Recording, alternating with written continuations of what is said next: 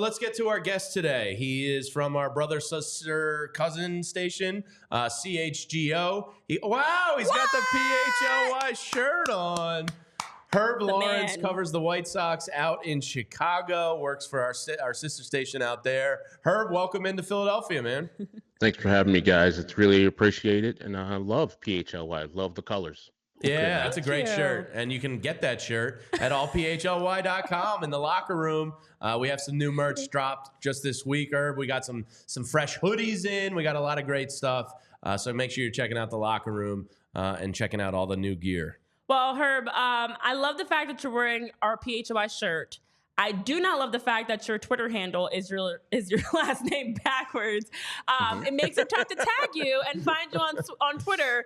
Is that the reason? I mean, I don't even want to get into a baseball question first because I haven't had a chance to ask you, and I feel like now's a great time. Why is it Lawrence backwards as Eknola 23 for your handle? It is because the host of, I used to work on 670 The Score, a local talk show or station here in Chicago. And my host was named, still is, Lawrence Holmes. And, of course, I'm Herb Lawrence. And whenever they would say Lawrence, they would, of course, mean him. And when they wrote down the schedule, they would just put down my name. And so just to stop all that confusion, I've been doing this as a kid, changing my name and turning it backwards instead.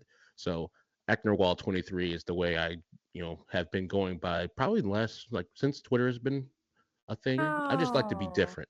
I'm a contrarian by nature. Eknerlaw. Jamie, you struggle with saying names. Say that one. Eknerlaw. Oh, there you go. Herb, you've done something we haven't been able to do. It's to get Jamie to say a name correctly. It's kind of my thing, Herb. I love mispronouncing half of the NHL and MLB. I'm really good at it. Mm-hmm. It's a skill. I would fit right in PHLY then. That's my thing too. So, Herb, I wanted to ask you, obviously Dylan Cease has been a hot topic this offseason. I was once a little scared that the Braves were going to go after him and get him. They opted for Chris Sale. What's the feeling out there amongst White Sox fans? Do they want him traded? And secondly, do you now see him being traded, or is that kind of a back burner move? Well, Dylan Cease, I don't think White Sox fans want him to be moved, but he's only got 2 years remaining on his contract. And with the White Sox and their fan base, they know he's a Scott Boras client. And that means that he's going to go to free agency for the most part. And the White Sox don't swim in those waters. Not for any player. Their highest player they've ever signed is Andrew Benintendi for $75 million. Literally. They're one of the only 3 teams that haven't signed a player for over $100 million. And we act like a small market team, even though we're in the 3rd largest market in the United States. So this is why White Sox fans want to trade him, is because we know the inevitable is that he's not going to be a White Sox after his contract is up. And so we might as well get some good players for him in the interim. I think that the White Sox are playing this right by asking for the world and not getting the world as yet. And they can come back and say, hey, we can use them for another year. And when it comes to the trade deadline, when some of these teams are hard up for starting pitchers, they can't go out and get a free agent like they can right now if they wanted to, like a Marcus Stroman, et cetera, et cetera.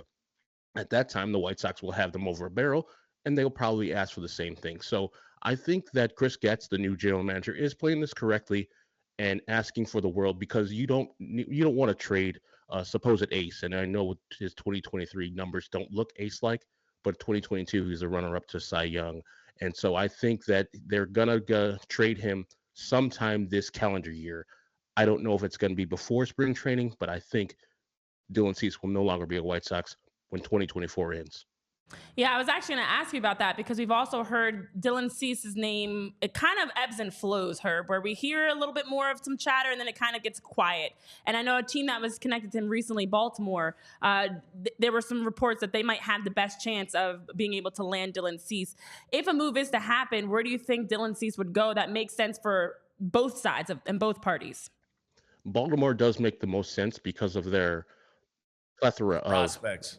Arms. Well, they don't really have great arms, but they have a lot of bats. So outfielders, infielders that the White Sox could use. I don't know if you guys have perused the White Sox roster this year. It's not great.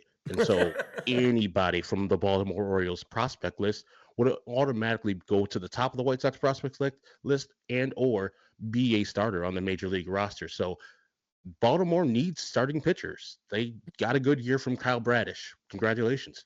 But they also got immediately dismissed by the Texas Rangers when it came to the playoffs. So they know that being in that AL East beast, you need another top arm, and Dylan Cease would work out perfectly for them. And it's great that the Yankees are also in the conversation. So one of those teams will lose out for the Dylan Cease sweepstakes to the other ones, hopefully, because some of these teams don't have enough to get Dylan Cease, in my opinion.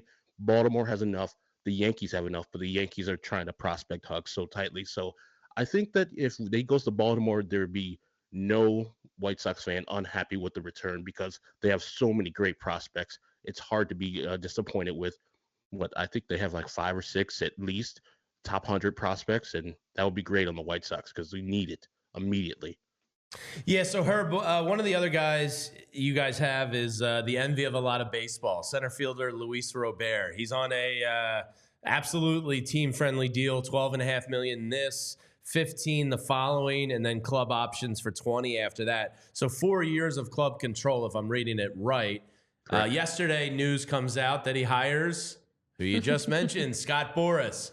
What do you get the sense that means? I doubt that means he's playing the open market 5 years from now. Do you sense like a restructured demand? Do you sense Boras being a shark here? What do you make of that? Well, he might demand a restructuring, but our owner, Jerry Reinsdorf, will not do it. He's a guy that says if you sign a contract, that's your contract. There's no ripping up of contracts or etc. for him. So this contract will play through no matter what if he's a Chicago White Sox. Just like Dylan Cease, he's going to be a Boras client, so that means he's going to go to free agency. There's not going to be a lot of talk about extending Luis Robert. I think he'll be free when he's age 29 or 30 for the free agency. So perfect position to get as much money as he wants. And that's what Luis Robert's trying to do. He's trying to get the most money he can because he's going with the best agency. To me, it seems like a very confident move if you do that. You fire your old agency because you see the best up there, and you are one of the best players in the league. And so I'm happy that Luis Robert's doing this. For White Sox fans, it's doom and gloom whenever you hear Scott Boras' name. It's not because Scott Boras is a bad person. Scott Boras is the best agent in He's damn good. He's very good. Yeah. And so we hear that name and it brings dread because we know our team is cheap. And so we know that player will not be past the time that he has already signed a White Sox. So it was good to know Luis Robert will cherish these 4 years, if not trade before that. And then after that, we'll see him on some other team progressing. Here in Philadelphia, we'll take him, Herb. Yeah, we'll help you out. I mean, you guys already got him all into the center people field, that I wanted as a White Sox fan. I mean, Nick Castellanos. Bryce Harper was here at the United Center. They didn't even offer him a contract. I mean, what are we doing? Zach Wheeler and his wife chose Philadelphia over Chicago. Hey, I would do the same if it was the franchises. I don't know about the cities, but, it's close. People told me Philly's great. We'll sell you on the city when you get out here eventually. I was gonna say, you would love it. You'd fit in perfectly here based off what we've seen from your beer chugging and you're rocking our gear already, and just everything else we've already seen. Now, something that I've noticed is that there have been reports that the White Sox have a high demand. Of course, as you've mentioned, prospects, fill-ins, different pieces. What are the key areas that the White Sox are looking for? Is it kind of like whoever they can get at this point? Is there anything specific that you guys have noticed has been the target for in terms of positions? What's kind of the direction in terms of shopping that you've seen from the White Sox? The players the White Sox have gotten this offseason have been a backup catcher who's going to start, Max Stassi, Martin Maldonado, a backup catcher who's going to start for the White Sox also a lot of games, Brett Phillips, who's a minor league deal. Like, they don't sign real players. They sign Eric Fetty, who was in the KBO last year. That's the market they're going for. They still don't have a starting right fielder. Like, they used a first baseman designated hitter for the most part last year in Gavin Sheets to play right field, and you saw how that goes. They were the worst right field in baseball last year, so they need that. They haven't had a good right fielder since Avisail Garcia, and that wasn't even a great right fielder. So they need everything, literally everything. They were, I think, worst in on base, worst in OPS, 20th in home runs, 26th in RBI.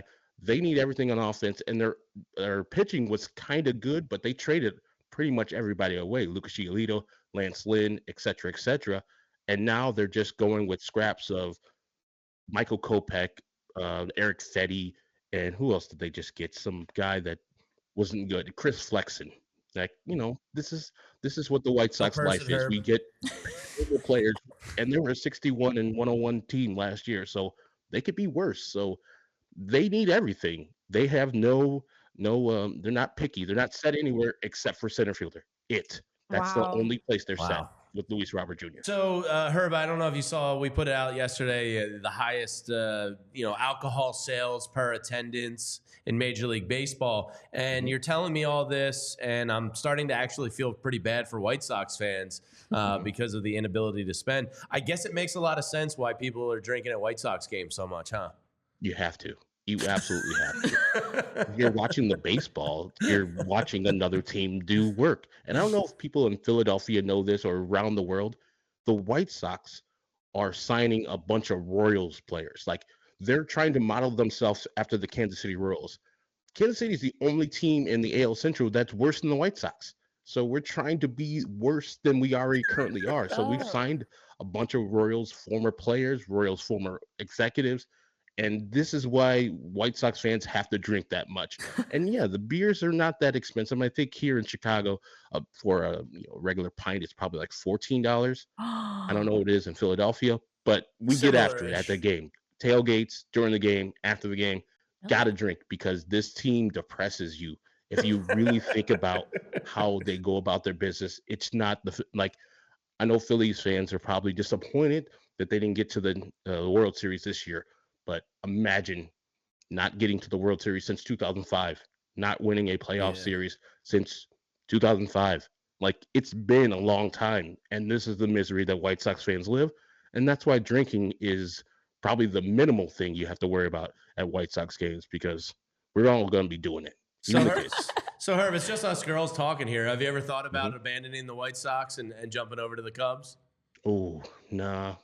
I'm not a Cub hater. Most White Sox fans' existence is to hate the Cubs because they are big brother in this town. They run the town of baseball here in Chicago. But this offseason, White Sox fans have found a little solace because the Cubs hadn't signed anybody until like a couple days ago when they got Shota and Imamaga.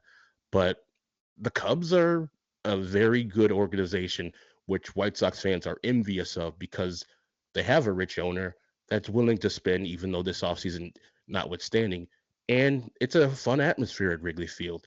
But as a White Sox fan, I'm used to the misery of guaranteed rate field, and it's hard to change. It's hard to go over there, even though people might see Wrigley as a better ballpark. I don't, because it's just so old and decrepit.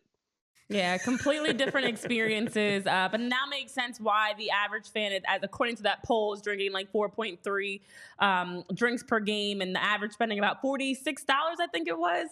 So now this makes a lot more sense, actually, now that you put it on in perspective. And it's a great segue into our producer Tyler's question that he has for you. It's a tough one, so I'm going to let him actually ask it himself, and it's tough for all the wrong reasons. Herb, I'm sorry to do this, but I have been enjoying your following you on Twitter, because everyone is like, well, former Royal, check, can't hit, check. And so I have to ask you, I know that the wandering nomad athletics are bad, and I know that the Rockies are going to be really bad too, but if you had to put a percentage on this, what percentage chance do you think that the White Sox may be the worst team in baseball this season? 40%.